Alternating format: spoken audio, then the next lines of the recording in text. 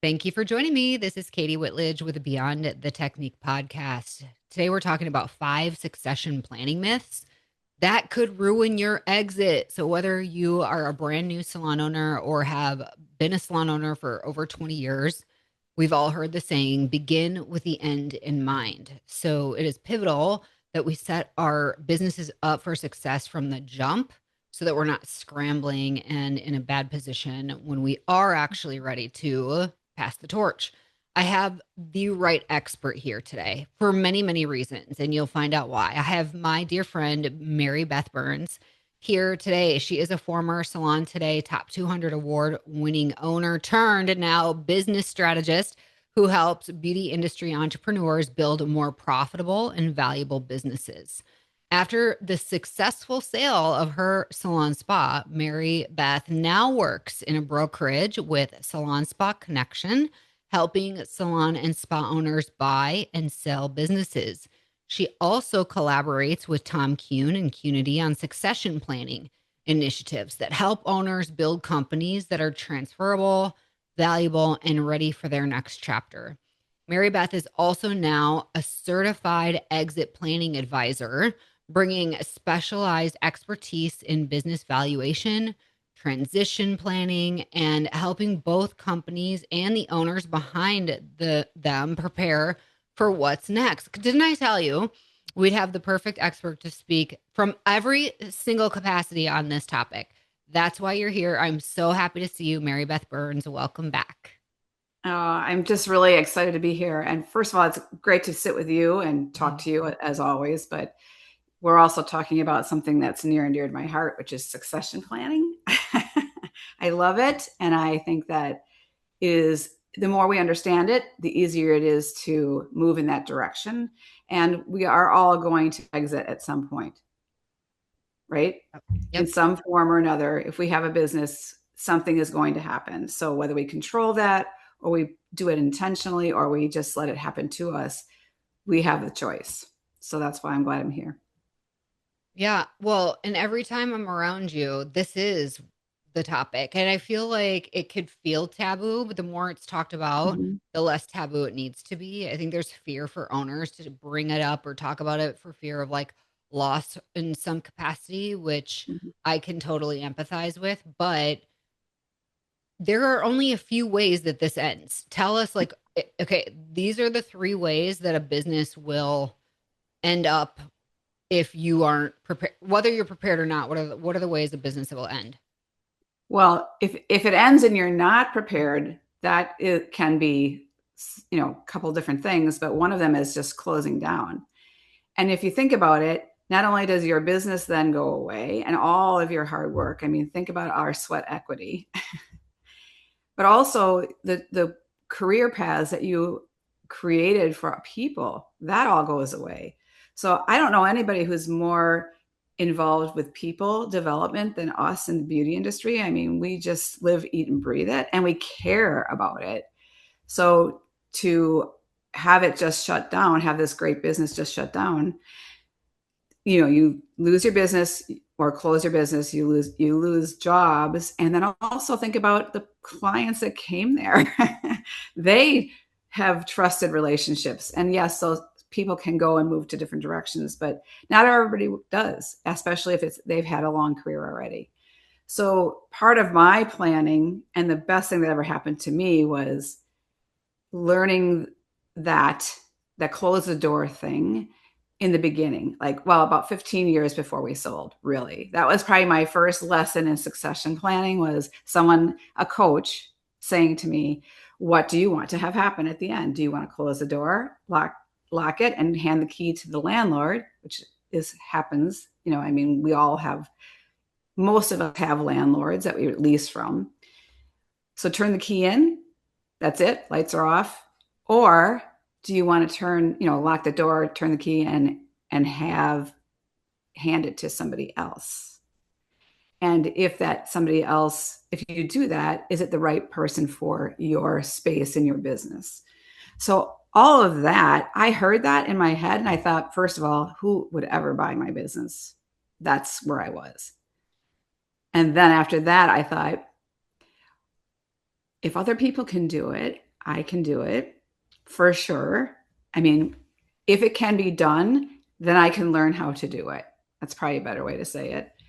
And also, I'm not going to make any decision moving forward that doesn't add value to the company, because maybe somebody will see the value and want to buy it as opposed to chasing someone to buy it. That's so smart. So that happened to me, and that's actually the driver for me feeling this way so strongly now, because it can simply take this statement of, being aware of the end, how many people are affected by you just closing. It's not just you, as we've mentioned. And then also, you can do these things as long as you know what they are, because there are some things that will add value to your company, and there are some things that won't. And so we're sort of going to talk about that today Yeah, with we the myths. are. Because there's Mm-hmm. some myths out there. I Mm-hmm. know, and I've seen firsthand that salon owners can be delusional or delusional I about the was, so about the value of their company. Same. yes. And it takes just confronting that and being like, you can't change what you're not aware of. Right. And Right. so what is a myth that we need to know about succession planning that if we don't know this, it could ruin our exit? What's one myth? Well, the first one I think I had here was that it should wait till the end. I mean, people wait. Everyone, we get, because we're working so hard and we're trying to develop our team and we're trying to create a brand, and we have all these great partners and companies and fun things, and it's just a lot of work. So we continue on and we don't do succession planning. We don't learn about what it means to do that and how it maybe differs a little bit from the way we were looking at it before. So we wait and we wait and we wait. A business really should be ready to sell any day, every day. You don't have to sell it, but we should not wait to get ready for it to get it ready. We should be aware of what we need to do, and we should make it saleable, business, ready always. And then when we do that, the added bonus usually is that it's running better. So we can reap that benefit, but we can also be ready if someone said, "Hey, have you ever thought about selling? I love what you're doing over there." I mean, that's the ultimate dream, isn't it? Having someone say that to you, and being able to say yes, not wait 5 years till it's ready, or get the value up, but be ready. So that's one of the biggest myths, is I can wait. You can, but you shouldn't. You should learn how to succession plan, or what it means now. First one. Which and I don't know if this is another one of your myths, so we can wait on this, but I would assume your books have got to be whistle clean and ready to rock and roll, because you're not ready to sell if you don't have a clean P&L and clean books. Yes. Well, you're going to have to get them ready anyway, right? At some point, unless you just simply close the doors, which we don't want for any salon or spa ever, you're going to have clean financials and clean P&Ls. And that, the biggest challenge, this isn't one of my myths, but I'm going to just say this here because I've noticed it more and more. So many people we can all use QuickBooks ourselves now, right? When I started, you had to have a bookkeeper and you had to have an accountant. You had to have somebody helping you because there weren't any online apps around to do that. So now we have people who, and I would probably do this because I love tech. So I would probably do my own books, but doing the setup and having the right flow to everything, if you don't understand how to do it, your books may be reasonably clean, but they're going to have to be reorganized and delved into. It's like it's like shining a spotlight on things that you really don't really love to do, because you just grouped everything under Amazon for a very long time. And we don't know what is under Amazon. It's like a black hole, right? What else I So, think is interesting pertaining this, and I feel like I've heard Tom Kuhn speak about this. I've heard a mhm. lot of different top CEO and executives within our industry speak on the fact that in our industry, there is no standardization. And it's one of our biggest issues across the board. So any Right. other industry is going to have standardized ways of doing a P&L. And it is like the wild west for salon and spas. And I think bringing Correct. what you brought up is so important because it took years for us to figure out how things should be categorized. Yep. Our Yes. CPA that we were spending over $2,000 a month with did not know what we came to find out from industry experts who do know. Right. Wow. And we love CPAs and we love bookkeepers and we love attorneys because they're all valuable for the right Yeah. thing. But if we don't understand how we want our books set up, how would they per se do that?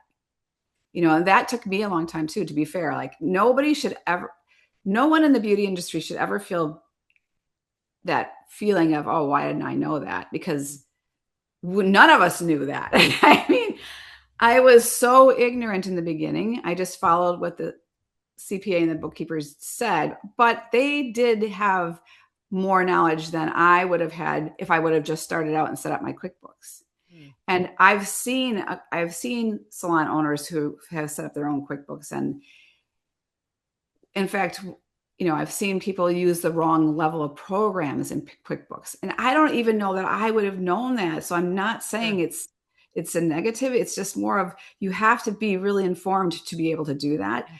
So getting back to the financials, yes, you have to have clean financials. And weirdly, I'm going to say this too. Like this is just going off in a thousand directions, right? When we do when we go through the P&Ls and the financials, sometimes a lot of times salon owners are embarrassed. And the first thing I will hear is, I have things in there that maybe shouldn't be in there. Well, you own a business. Everybody has things in there like that we run through, and not against the IRS rules, because you should always follow IRS rules. But there are things that we know that are going to be there, like for instance, an automobile. Some people will run them through, some people won't. Your cell phone, some people run them through, some people won't. You use your cell phone for work every single day. It is a business expense, but some people don't, because it's personal too. So there is all of this that's not wrong. It's not bad. It just has to be understood. And so that's what we will do, especially as you get to the part of disseminating all that information. That feels sort of like a medical exam because you go get a lot of questions, but I think it's and also don't let your insecurities hold you back from getting help because I think a lot oh, of people have so much pride or just like insecure feelings about it, but it is freeing to finally reach out and get that help. it is. And I felt so empowered even when it was me, because in that seminar that I was in, it was my first experience in business coaching in the salon industry from a salon industry company. And this was a long time ago, but when he asked that question about closing the door, all of the hairs on the back of my neck stood on end, because I really did think to myself, nobody is ever going to buy this business. Why would they? I wouldn't. And I own it. So I know that feeling, but there's nothing more empowering for the beauty industry, for salon owners. And we are so cool. There's nothing more empowering than knowing what to do next. Like now I know I need to do this, I need to do this, and I need to do this. Yeah. And that helps us make hard decisions as we move forward, because all the decisions that we make are always hard. Well, So I you have, like that you've already offered a guiding light.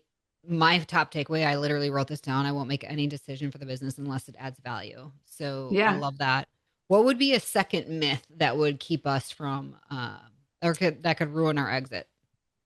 I think probably after what we've talked about, I think a couple of things. More growth equals more value. And we are all striving in the salon industry to add growth. And it is pivotal. So again, nothing I'm saying is taking away from that. But growth, or revenue growth specifically, and more revenue makes it better, brings more value if you're functioning well. If you are not functioning well and all of your energy is going into more growth, then you're going to have more growth that is not functioning well. Mm. So, I know investments into coaching and understanding and learning are all big investments because again, I had no money back then and I invested like $4,000 and thought I was going to die. I really was scared to death to do it. I know that everything costs money, but to not have the right understanding of your revenue and your profit and the net profit at the bottom or the real number, net profit goes to the IRS, your real number is a little different, right? And knowing the differences between that, and that's a little more into it. But the more you know, the more you can understand, and the more you can then grow your revenue. And then that equals more value, right? It can equal, it's not a guarantee, but it can. So growth does not necessarily equal value, right? And the other thing with that is, from what just because it's such an honor to review people's businesses with them. Sometimes some of the things that we put into the business, and I'll just talk about like build outs.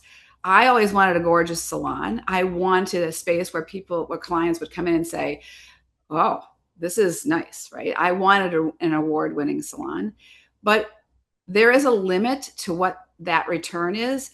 If that chandelier in your front room where people come in, if you are not getting your own personal ROI out of it, you may not get your money out of it. So growth doesn't equal value always, and over investments don't equal value either. We're So not going to get into details, but I know you've seen firsthand owners who have spent almost $1 million to build out a mhm. salon space and never see a return on that. So I think there is pressure to having the cool looking space. Yeah. But to just, I think it's sound advice, like having somebody say, this should be your cap, or here's how you know what you should spend, Mm-hmm. where you shouldn't go over the line is really important. Like you need to get advice and Mm-hmm. not make emotional decisions, probably, because will that type of station or flooring or shampoo bowl or head spa actually Or give you a chandelier. return? I Yeah. love chandeliers because Yeah. they aren't really necessary. So it's not like picking on anybody because it's like when you walk in, everybody goes, "Wow." But you better wow every single day because Yeah. nobody wants to pay you $10,000 for it just Right. because you did. Like, Sure. Yeah. so it's over investment. But on the flip side, delayed maintenance, that doesn't bring value either. Mm, Delayed maintenance being your bathroom looks like it was done in the 90s. I mm, used to say 60s, but everybody's younger than I am. mm, But if your salon bathrooms haven't been redone since the 90s or early 2000s, that's delayed maintenance. Same thing, same challenge, right? Doesn't bring value. yeah. So understand, it all comes back to understanding. If you understand your revenue and you understand your cost of goods sold and you understand your operating expenses, and then you understand your net profit, which is a final number, and then you understand the real profit, which is more than that. Like it's a whole nother thing. You will now be able to say, I'm not going to put that $10,000 chandelier in. I'm going to buy the $6,000 one because I really like that one too. And I understand that I understand my money. Yeah. So I can make good investments and nice investments and not ones that won't have any ROI. That's smart. So, What's our third myth that could ruin our oh, let's exit? see. We did build out, we did succession planning is something I can deal with when I retire. That we already talked about. That's we know is to be false. A business should be ready to sell all the time. Here's a good one. If I have a buyer, which a lot of times people do have a buyer in mind, which is amazing because in the salon industry, we do have a lot of internal buyers and they do see the value in our businesses maybe more than somebody outside of the industry, right? So there's a good reason to like them. once the agreements all happen, and there's a lot of details, a sale, eventual sale is lost a lot of times in the details or the terms of the agreement. So yeah, yes, I will pay you $250,000, but I don't like all these things that are couched around it. And so when you have a buyer, the myth is you're almost done. That's the myth. Like it's, I can relax now because I have a buyer. You really can't relax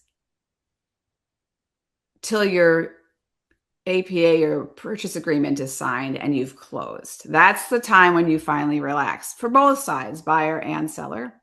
Succession planning can help you prepare for that much better. And then when you are ready to sell, which is another transition, you can have someone help you with that too. Like there are people that like, that's what we do at Salon Spa Connection. We walk people through that process, the terms, the agreement of price, and then there's the landlord. And that's why this is a big myth that you have a buyer, you don't have to worry about it. That is a myth, because even if you get all the way down to the almost finish line, the landlord has the last say. And the landlord has to, so in that vein, approve the buyer. So that doesn't always go easily, and it doesn't always happen 100%. Like some landlords simply refuse the buyer. And it doesn't happen a lot, but it can happen if their financials aren't like, we may be willing to take risk and the landlord may not be able to, right? Sure, sure. So finding out what your landlord is thinking about this and what would they ask and what kind of preparation could be done ahead of time at the right time, which is what special people do. Like we recommend when the right time is to talk to your landlord. Yep. That can move things along better. So the myth is you're done when you find a buyer. You are not. You are done when all the terms come together and you have the buyer. And that, I think, is a big surprise for a lot of people. Sure. I feel like that needed to be said, because I think and this might be your fifth myth, so if it is, call me out, but that this could be a quick turnaround. We could flip it quick. This is not like a house sale in 2020 where all the houses were selling like in a week, paying how much over cash offer. So it is a totally different thing, and there's a lot of nuances, which is why it's important to work with an expert and get that help. Yes. Yeah. It How long really does when you're coaching and working with salon and spas, what do you tell them that they should expect for how long this type of deal typically takes? Well, it depends on if you're succession planning and you're really starting out like 3 to 5 years ahead, you should, or like in my case, 15 years I started ahead. That's succession planning. And then there's the actual, okay, I'm ready. I have a buyer. There's a ramp, right? And even that, if you have a buyer, can take 6 to 9 months, depending on the terms, depending on financials. The buyer has to find money. The seller doesn't always want to finance that. And that comes up a lot. So that's another whole topic, right? How often we have to seller finance. I seller finance. My buyer was great and had a great financial backing, just personally herself, but that doesn't mean that seller financing, it doesn't come into play. But it can take 6 to 9 months. Without a buyer, we say at Salon Spa Connection, 6 months to 12 months, typically. That's if you are doing everything you can as the seller to help facilitate the sale. Like you're not holding on to a price that is exaggerated and you won't budge. Then it's going to take forever, or it might not happen. Right? So it can take 6 to 9 months. And I've seen them already close sooner than that.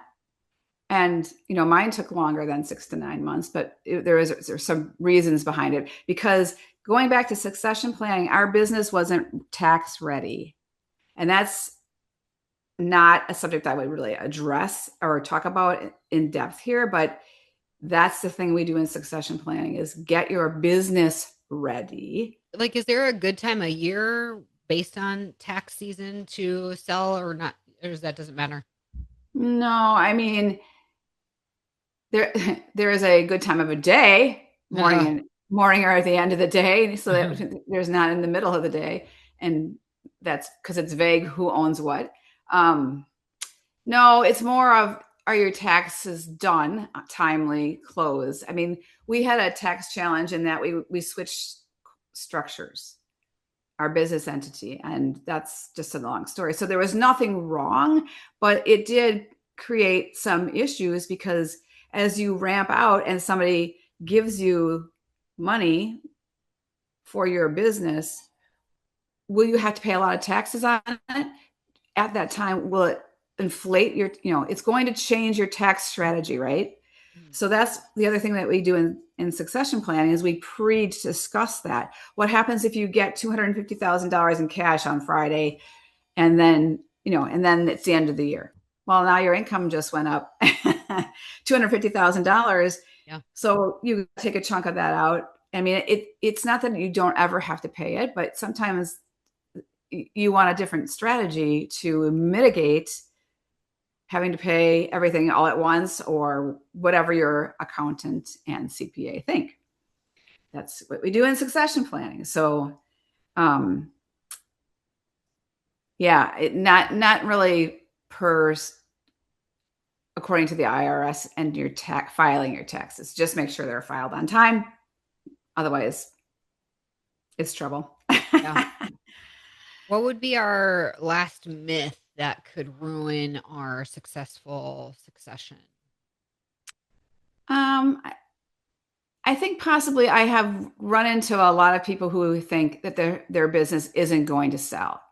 Sort of like I felt 15 years prior to it. Like, it isn't going to be valuable. Like, that it's, even if I think it's operating okay and it's not a train wreck the way mine was way back when, there are a lot of people who don't believe they can actually sell their business. And that is a myth, because we see businesses sell all the time. And we sell businesses, like that, once we kind of put a plan together, there are other ways besides revenue, and there are other things that matter, and Salon Spot Connection is actually very good at doing that. Just like Cunity is very good at doing succession planning. They understand it, and it's laid out well, and it's laid out simply, which is a Cunity foundational thing. Salon Spot Connection is good at bringing value, or helping you recognize the value of your company so it can sell. And do you have to do the work? Like, do you have to get us the information so that we can formulate it for you? Yes. And that is work for people. And not everybody wants to do that. And I understand that, because it's a pain. But your business can sell, and or it can sell next year. And we can help you with that too. Like, sort of advise that, right? So succession planning and selling, or actually exiting, are all run in a continuum. And there are just different people who are good at different parts, different companies, considered experts. But you can sell your business, and beauty industry businesses sell all the time. Is this a scenario where there ever can be too many cooks in the kitchen, too many opinions? Like, if you were going to keep a couple people, here are my advisory board Mm-hmm. members for this goal, who are the top 2 to 3 people that you would have in your corner? I think especially if I had a salon that I was already proud of, even, there are ups and downs in the salon industry. We all know that, but like something that you've already worked on, I would want to have a succession planner. I would want to understand that, because my most important takeaway today is I started succession planning 15 years prior, not really knowing what I was doing, but moving in that direction. And that helped me raise the value. And we got to enjoy that then while I was there. So I don't want to just succession plan and raise the value of my company and do the right things so that somebody else can have it. I would like to enjoy it too. So Succession planning, if you are unsure, and that can go slash between business, the same company can do business consulting and succession planning. It doesn't have to be a different hat. If you are going to sell, or you are ready to sell, or you have to or want to, for whatever reason it is, within a year, it's almost broker time. Like we expect it to take 6 months to a year as a broker. So I just flip from one hat to the other so easily and so often. Then it's broker time, because there's are different things that we need to know, and we don't have time anymore to work 3 to 5 years to raise the value and to run this the way you want to for later. Now we're into the later is now. So we have to, so brokers are ready to do that. They understand what they need to do. They understand what they have to get together. And then they understand how to sell the story. Realize it's like you said, houses, or even think about a car. When you go in as a buyer for a car, your job is to get the best price on the car. The seller, the car lot guy, the salesman, he is paid to tell you a story that makes you pay more for it. That's what his job is, right? And to close it. So we have the same thing in the salon industry world. As brokers, when you represent the seller, it's my job to tell the story. So I'm going to develop a story that's amazing, and I'm going to have data that defends my story.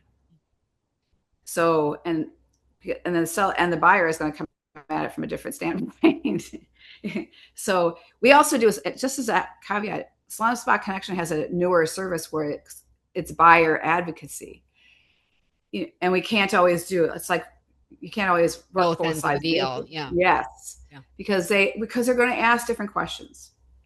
So, but there's help out there for buyers, but our job at the brokerage agency is to tell your story the best way possible in truth and defend it with data and proof.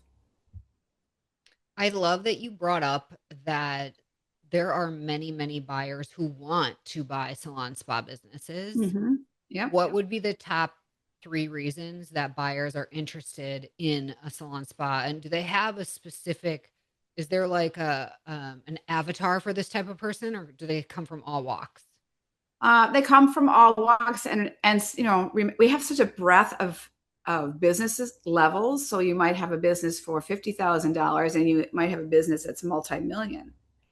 So the multi-million-dollar people are buying for different reasons and looking for different proof to buy it, right? Like it has to have a different support story, right?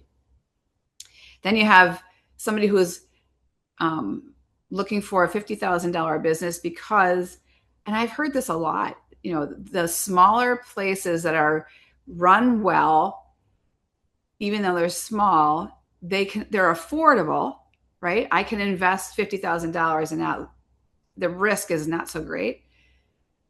And those people seem to buy it because they just love the industry. I mean, we do have a lot of love and loyalty in our industry, and people will even come in and come out. So a past hairstylist goes out and becomes a bank person or a real estate person or something else, and for years misses our industry and then comes back in. And well, now they have gotten some training and some business sense and whatever else. And so now they have better skills our balanced skills, really, right?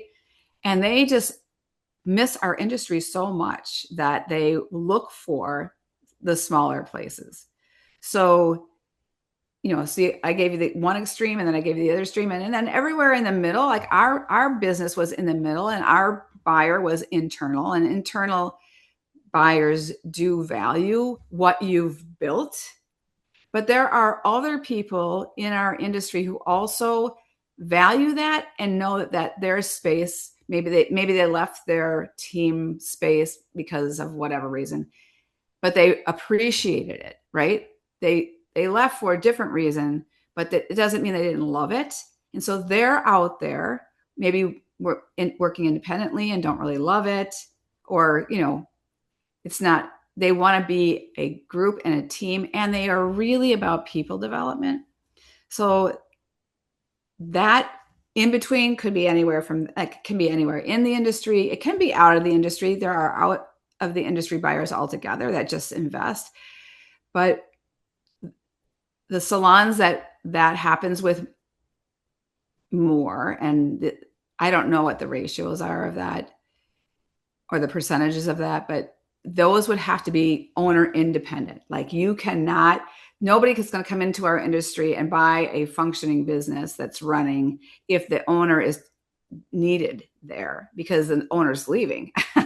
So they don't want to invest in something and they can't come in and run it because they're outside of our industry, right? They're not buying it for that reason. So there are investment people, but the pool of businesses that are ready for that is different, smaller, unique. Yep. Very cool. So they're buyers they're, all different kinds. And Let as me one of my, go No, you ahead. go ahead. You go ahead. As one of my fellow brokers always says, there's always a buyer out there. We just have to find them. Like, that's what we do. We're trying to find them.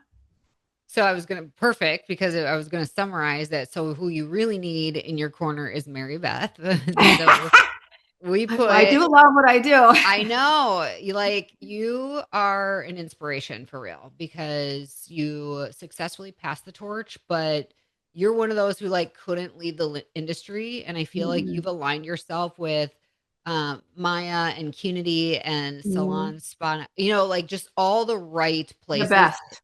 the very best that you're meant to, but it's also a compliment to what you have your top strengths in. Your Mm-hmm. God-given gifts are in total alignment with these companies. So I just am so Mm-hmm. happy for you. I'm happy to know you. Mary Beth is so trusted, you guys. I put her Instagram link in our show notes. There's a couple other resources for you to check out as well. Mm-hmm. But Mary Beth, what would be some final words of encouragement for salon or spa owners listening right now? I think that, when I, we have such a great pool of people, our industry is so full of amazing human beings, and we all want the best for each other. And I think we know what we have to do. Sometimes it's just, sometimes we're embarrassed, sometimes we don't want to share, sometimes we don't want to show the inner workings. When we're willing to be truthful about with ourselves and our consultant, our experts, or whatever, things can move really quickly for us because we're dedicated and we love what we do and we love people. And then we get over that hump of not bearing our back room, right? Like, not bearing our numbers or our if we're worried about that. We can get so far so quickly because we're so good at what we do. We just need to have an expert in our corner. Everyone needs an expert in their corner. I just can't imagine where I would be today if I hadn't invested. So that's my takeaway for today. The $4,000 that almost gave you a heart attack back then Yeah. was worth it. It was a lot of money back then because it was like 2006 or What I something think like is cool is this is launching before the Data Driven Salon Summit, where both Qnity is hosting the Phil event and that. also Mm-hmm. that summit. When I get people who direct message me or reach out and say, hey, what are events that you would recommend? That's one of my top three Mm-hmm. answers to give them. And both Mary Beth and I will be there. Our girl at Mm-hmm. Maya Danielle will be speaking. We So have Hannah excited. there, like everybody. So if anybody's watching or listening today, I want you to check that out. It's Data Mm-hmm. Driven Salon Summit in Austin, Texas. It's going to be that weekend of May 16th, May 17th, that kind of Sunday, Monday, Tuesday.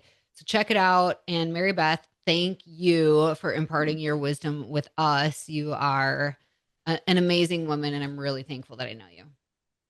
Right back at you. I just appreciate you every single day. So Oh. thank you.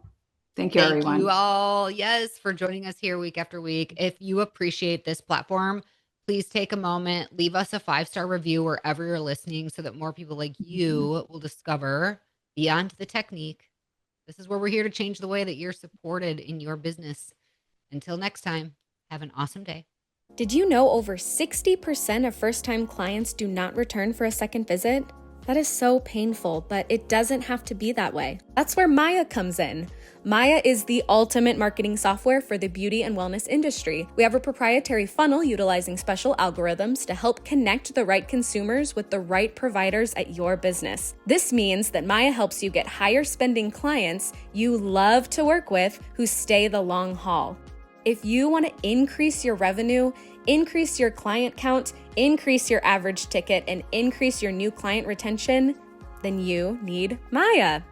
Go to joinmaya.com to set up your own personal virtual tour and see why over 500,000 consumers have trusted Maya and the businesses we work with to find their perfect beauty and wellness pro. We promise you will love Maya.